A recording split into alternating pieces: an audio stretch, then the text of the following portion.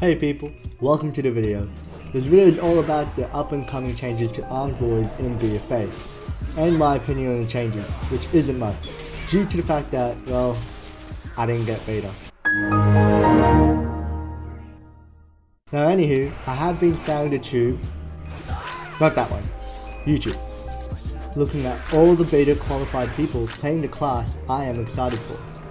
Lucky a-hole. Now a common opinion has come up with most of them.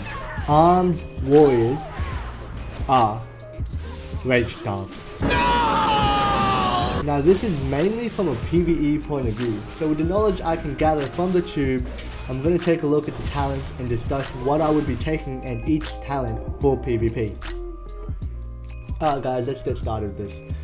So in the 15 tier, I would actually pick War Machine because it generates 10% more rage with your auto attacks. The extra, killing an enemy generates 10 rage and increases your movement speed by 30% for 8 seconds is just a cherry on top. It's not the main reason as to why I would pick this. Especially with the argument flying around that arms warriors are rage starved, this is probably the best choice. Now, the other two choices, Sudden Death, it actually is really good. It allows you to proc, execute and use it for no rage, but it counts as if you used it spending 40 rage, dealing a lot more damage. Now the proc chance is 2.5 procs per minute. Now that's probably the reason as to why I wouldn't pick this. It's not enough, and under that minute a lot of things can happen, especially in high rated arenas. A minute is a long time. Now, Skull Splitter sounds really cool. It generates rage for you, doesn't cost rage, but the cooldown is way too long. Now, for the level 30 tier. Now the first choice is Double Time. You know what Double Time does? It makes your charge have 2 charges instead of 1. Really good, situational, wouldn't pick it though. Now the other one, next one's actually really cool, Impending Victory. So what it does, it actually allows you to use Impending Victory as if it's a normal ability and you don't actually have to kill someone to use it. Now another cool thing is, it still has that same ability. So let's say you use it just before you kill someone. When you kill them, it still allows you to, it resets automatically and allows you to use it again. That's really cool. It's basically the heal that armed warriors always needed. And then you got Stormbolt, which is obviously a really good one. It does physical damage and also stuns for 4 seconds. Now, I would actually change this up depending on what I'm doing. If I'm doing Battlegrounds, Rated Battlegrounds, or just World PvP that I'm really excited for in Battle for Azeroth, I'd pick Impending Victory. It allows you to basically be self-sustainable if you need to be, and it's a heal. It's a great heal.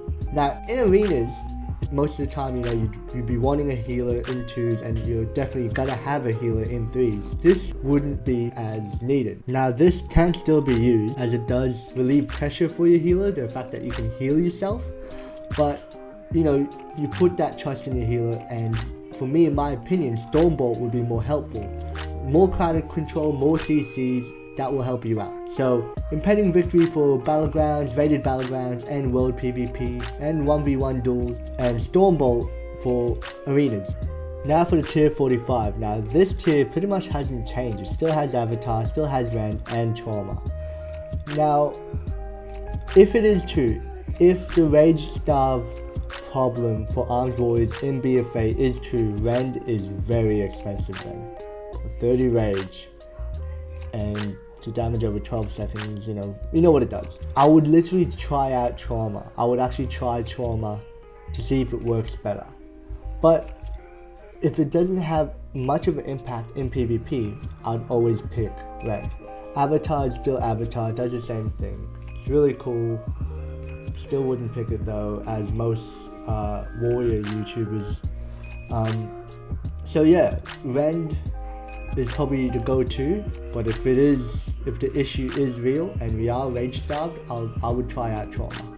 Now for tier 60. Now tier 60 is the same thing, pretty much nothing has changed. Batting Strike, second win, defensive stance. Always pick defensive stance. It's another defensive that you do need. Yeah, it's defensive stance. Now for tier 75. We got collateral damage, so for when hitting a second target with your sweeping strike, they refund 20% of the rage cost. Really cool, probably helps you out in dungeons, PvE stuff. Cleave is now not baseline anymore, I guess because we got Overpower as a baseline and we lost Cleave. Now for me that's actually really good because in my opinion Cleave wasn't really helpful, especially in PvP, my opinion. And now Wallbreaker. So the Armed Warrior artifact ability is now in the talents, like most artifact abilities for every class. It replaces Colossal Smash. Now Colossal Smash has a 45-second cooldown, so pretty much there's no real difference between the two. It still applies the same effect. The only difference is Wallbreaker is an AoE, Colossal Smash is a single target.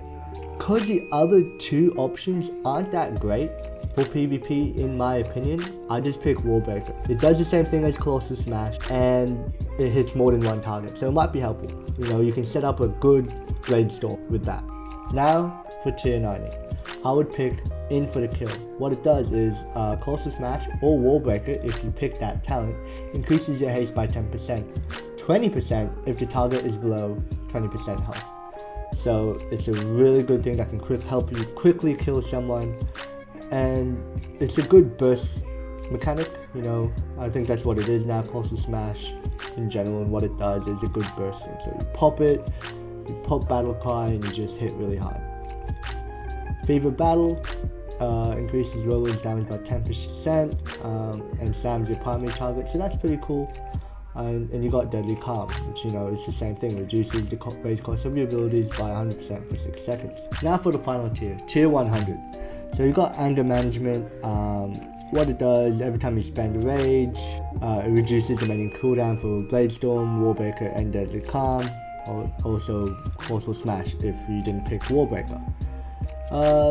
This is probably a pretty good PvE thing, I wouldn't know, but I don't see it being a good PvP thing. You got Ravager. Ravager does the same thing, 1 minute cooldown, probably what you would usually pick for PvE, so yeah. Now the last one, Dreadnought. So as you know, we get Overpowered back as a baseline, so it basically just gives us 2 charges for Overpower, and it helps increases the damage for Mortal Strike. So basically Overpowered replaces Colossal Smash, and what it does in terms of the rotation, the typical rotation we have now, in which we use Colossal Smash then Mortal Strike, it's pretty much the same kind of mentality. So you use Overpowered, then you use Mortal Strike, and giving 2 charges, that's really good. It helps us, you know, keep up that constant damage. So this is what I would pick. War Machine for that extra rage, Impending Victory and Stormbolt you switch up depending on what you're doing and most likely what you're more comfortable with. Rend only if we don't have a rage starve problem in PvP. If we do pick, I'm going to try out Trauma. Obviously defensive stance, no brainer. Wallbreaker, instead for a single target, it's an AoE, pretty much does the same thing, and the other 2 options aren't great. In for the Kill, the haste is always good, and Dreadnought for the double charges on Overpower. Thanks for viewing the video again, guys. Hope you guys enjoyed it. If you have an opinion on Warriors and what they're going to be like in BFA, hit me up. Just, you know, put a comment below. I'd love to read it. Yeah, unfortunately this is all I can really give you guys from what I can get on the internet without being able to play beta. So if I could, I would try to be more in depth. But anyway, I hope you guys still enjoyed it.